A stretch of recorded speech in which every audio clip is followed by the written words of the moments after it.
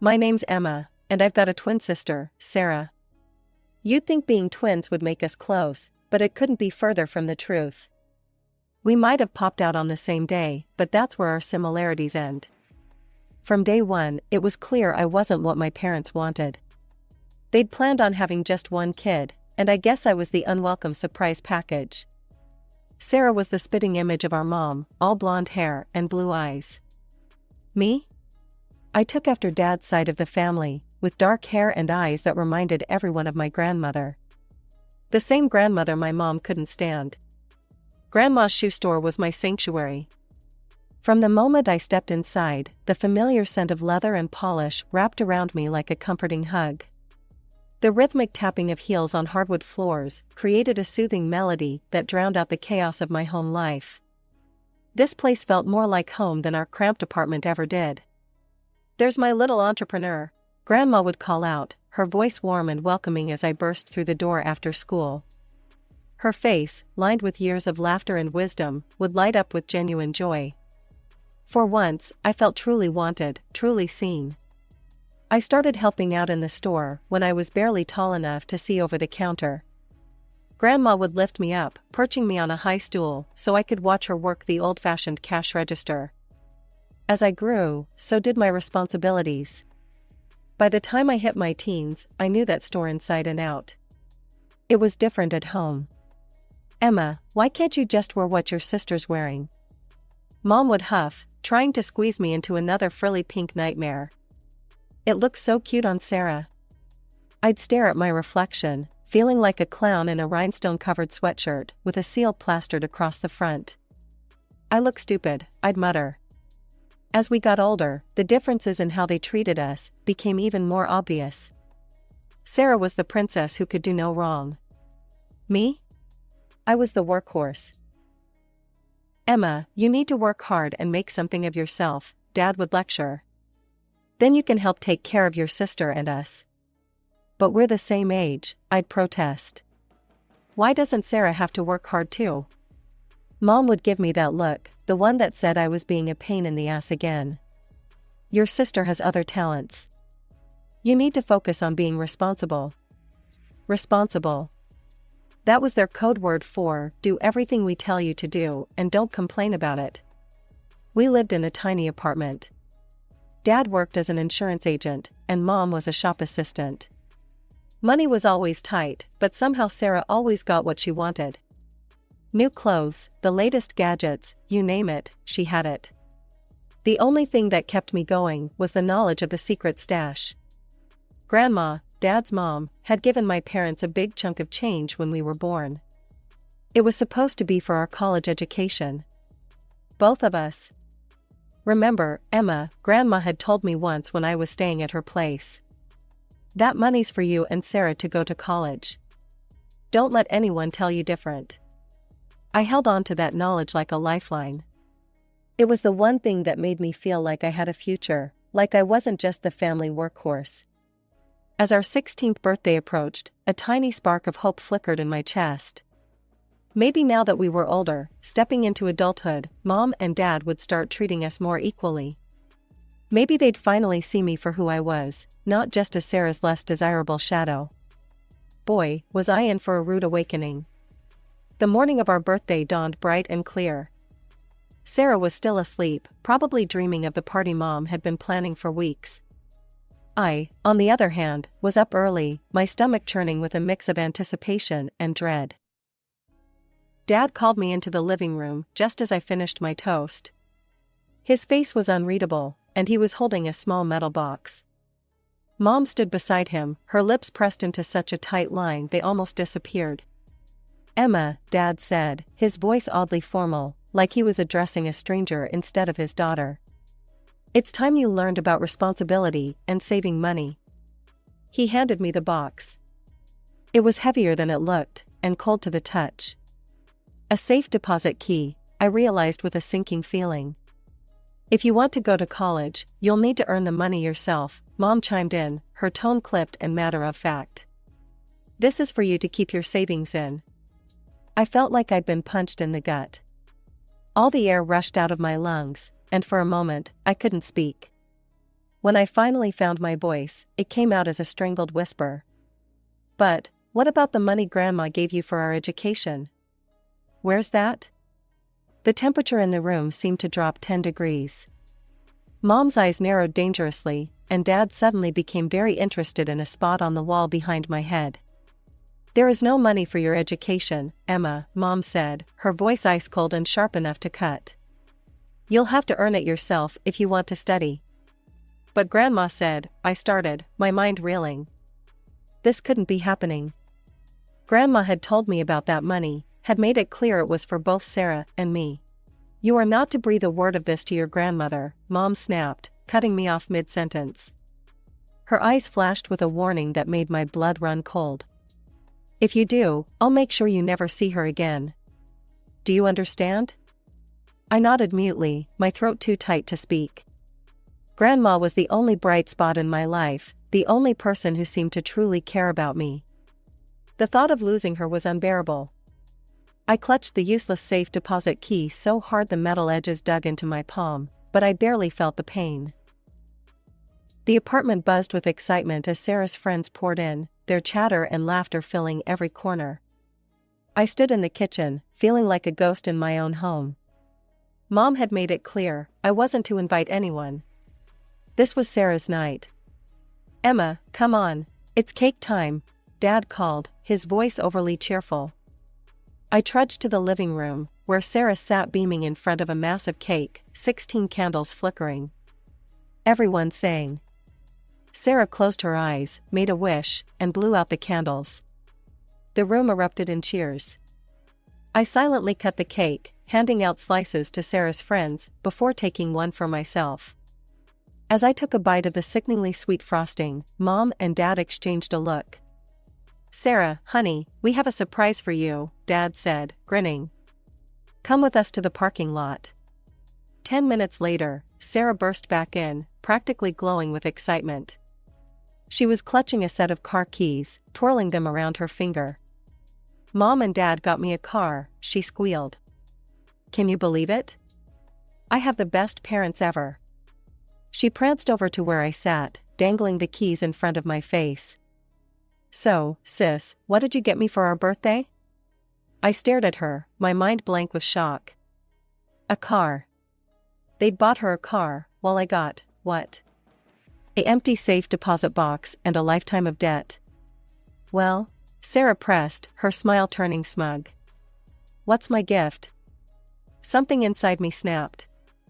My absence, I spat, standing up so quickly, my chair toppled over. That's my gift to you, enjoy it. I stormed off to our shared bedroom, ignoring the shocked silence behind me. With shaking hands, I pulled out my suitcase and started throwing clothes into it.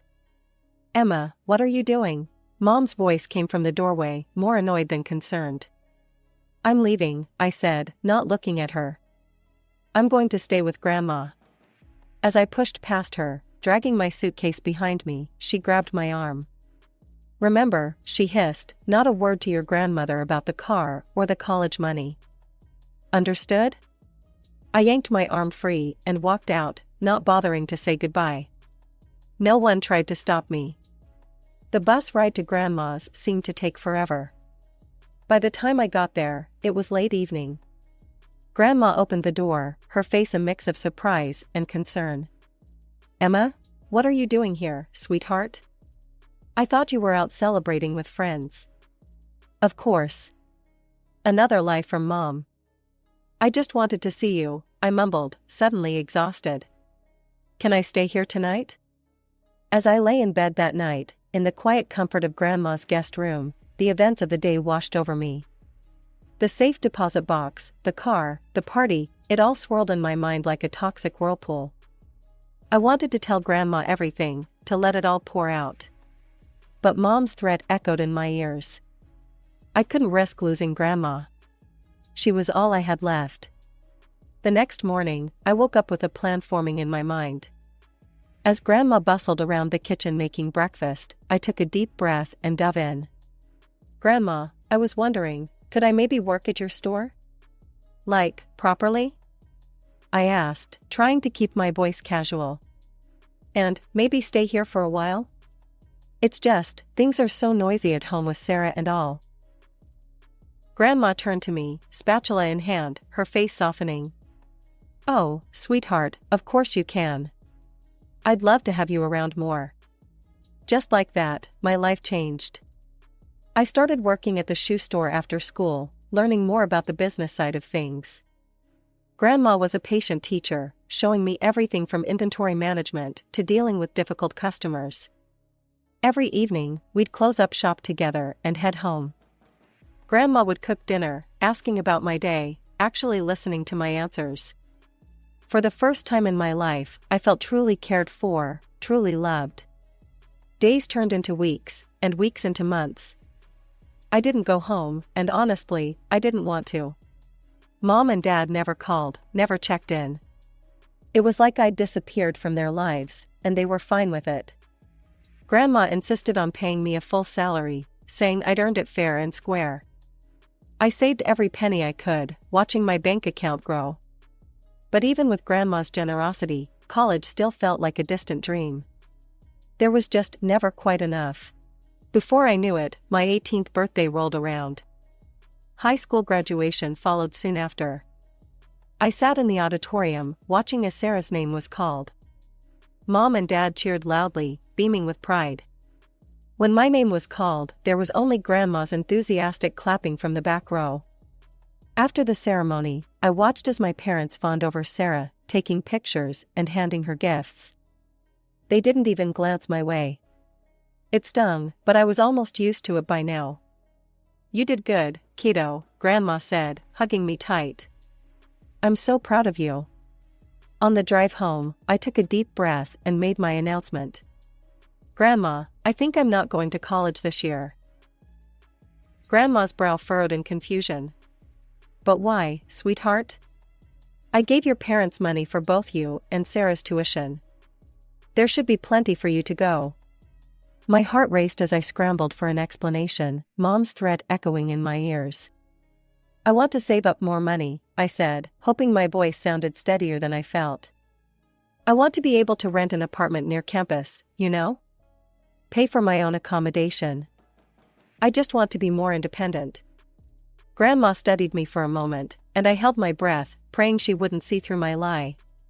Finally, she nodded. That's very mature of you, Emma. If that's what you want, I'll support you. So that's what I did. While Sarah packed up for college, showered with new clothes and dorm supplies, I threw myself into work. Every day at the store taught me something new, not just about shoes, but about life, business, and myself. Living with Grandma and working at the shoe store became my new normal. Every morning, I'd wake up early, help Grandma with breakfast, and then head to the store. The smell of leather and polish that once represented my escape now felt like home.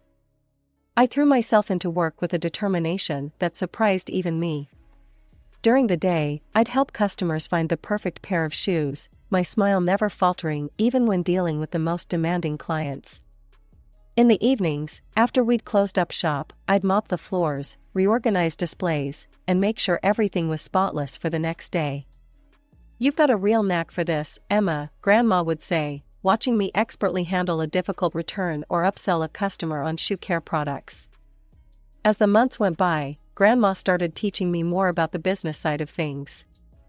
I learned how to manage inventory, balance the books, and handle paperwork.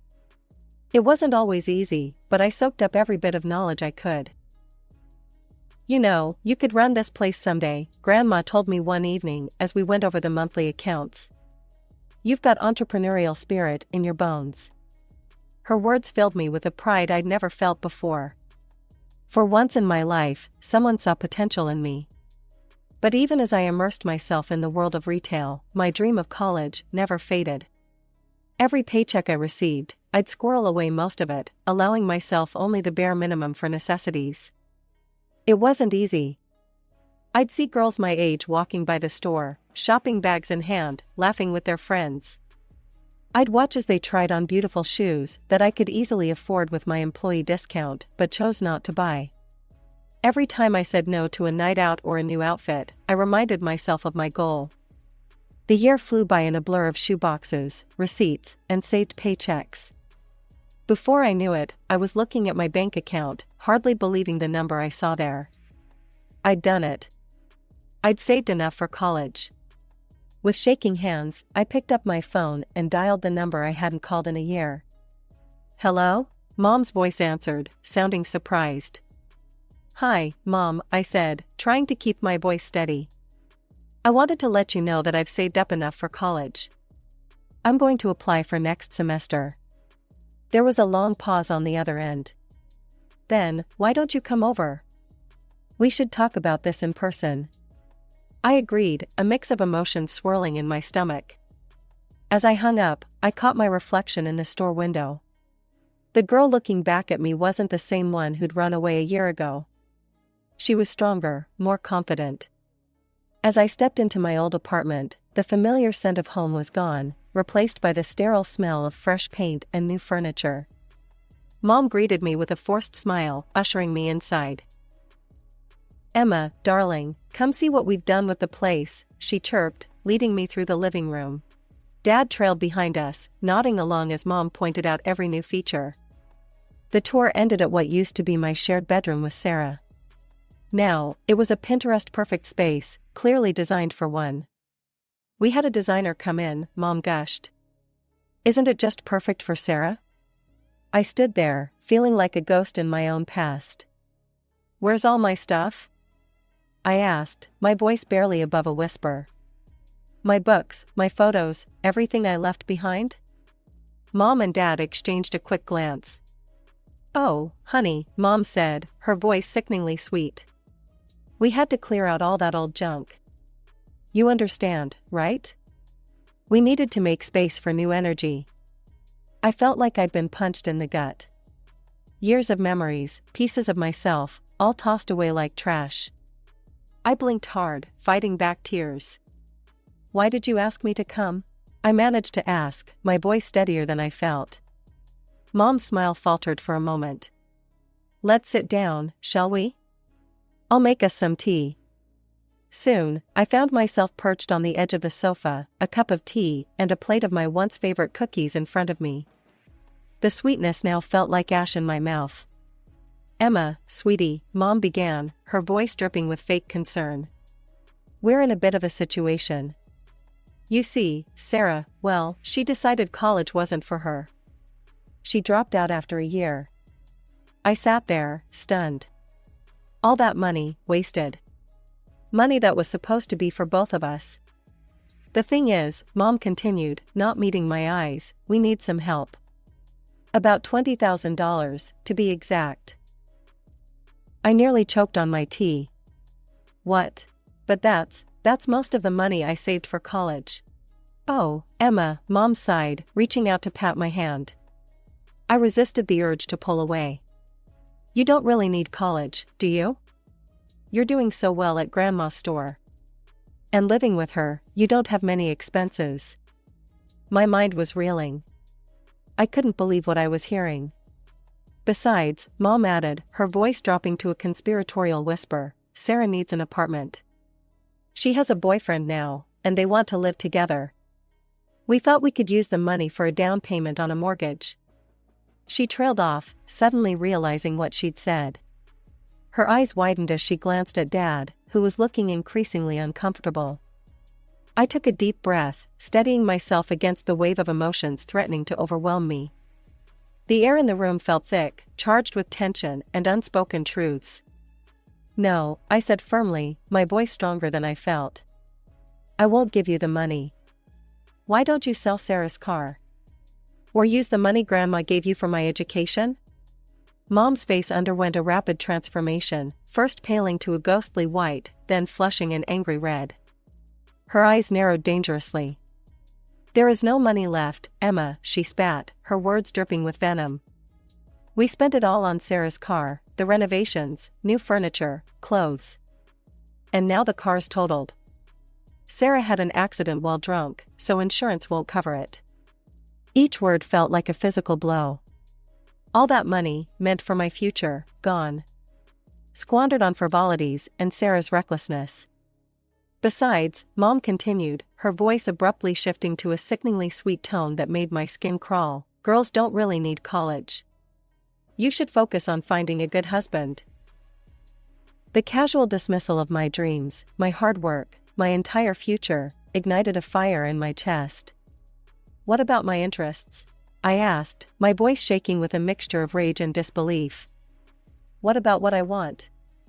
Mom waved her hand dismissively, as if swatting away an annoying fly. We are thinking of your interests, Emma. This apartment will be yours after we're gone. Isn't that enough? I couldn't help it, I laughed. I don't want your apartment. I want an education. I worked hard to save that money, and it's mine. Mom's face contorted with fury, transforming her features into something almost unrecognizable. She loomed over me, her voice dropping to a menacing growl that sent chills down my spine. You will do as you're told, Emma. Give us the money, now. But something had changed within me. The fear that had kept me compliant for so long shattered, replaced by a steely resolve. With a swiftness that surprised even me, I ducked under her outstretched arm and bolted for the door. Their voices followed me down the stairs, a cacophony of threats, curses, and insults that echoed in the stairwell. But with each step I took, they seemed to lose their power over me. As I walked home, the cool evening air clearing my head, my mind raced. Suddenly, a thought hit me like a bolt of lightning, stopping me in my tracks. Why hadn't I told Grandma about the money? The money she'd given my parents for my education, which they'd squandered on Sarah? The realization washed over me in waves. I'd been silent out of fear, paralyzing fear that Mom would follow through on her threat to keep me from Grandma. But I was 18 now. An adult. They couldn't control me anymore, couldn't dictate who I could or couldn't see. As soon as I stepped into Grandma's house, the words tumbled out of me like a dam breaking. I told her everything, about the money she'd given my parents for our education, how they'd spent it all on Sarah, how they'd forced me to earn my own way and then tried to take that from me too. Grandma listened, her face growing more thunderous with each revelation. When I finished, she was silent for a long moment, her hands clenched tightly in her lap.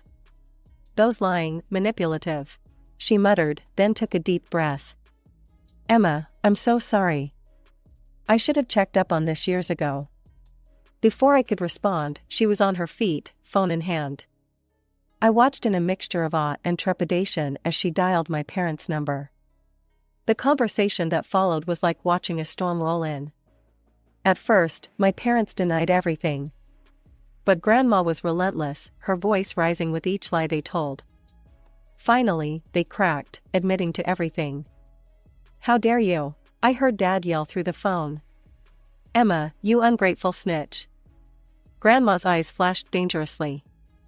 Don't you dare speak to her like that, she snapped, then hung up. She turned to me, her face softening.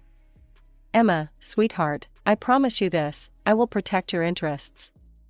You focus on your future, and let me handle them. Over the next few weeks, I threw myself into college applications. It felt surreal, finally pursuing my dreams without the weight of my family's expectations holding me back. Then, out of the blue, Sarah called. Hey, sis, she chirped, as if the last few years hadn't happened. I need a favor. Can you lend me $4,000? I nearly choked. What for? There's this amazing online course on how to seduce rich men, she explained, excitement in her voice. I'm gonna land myself a millionaire, get rich quick. I'll pay you back, promise. I couldn't believe what I was hearing. Sarah, that's insane. And gross. I'm not funding that. Oh, come on, she whined. Don't be such a prude. I broke up with Jake. I don't want some boring, ordinary life. I want wealth, luxury. No, I said firmly. Absolutely not. Don't call me again for stuff like this. I hung up, feeling a strange mix of pity and disgust. That was the last time I spoke to Sarah or my parents. Months passed. I started college, majoring in business management. Every day felt like a gift, learning, growing, becoming the person I was meant to be. One weekend, Grandma came to visit. As we sat in my tiny dorm room, she dropped a bombshell. "Your parents had to sell the apartment," she said. "They're drowning in debt, loans they took out for Sarah's schemes. They showed up at my door, asking to move in." My breath caught. "What did you say?" A small, satisfied smile played on Grandma's lips. "I told them exactly where they could go. Reminded them of how they'd treated you, how they'd lied to me. They're not my problem anymore." I hugged her then, tears in my eyes. "Grandma, thank you. For everything. For believing in me, for standing up for me. I don't know where I'd be without you." As we sat there, I felt a sense of peace wash over me. The road hadn't been easy, and I knew there would be challenges ahead. But for the first time in my life, I was free. Free from manipulation, free from unfair expectations, free to be myself.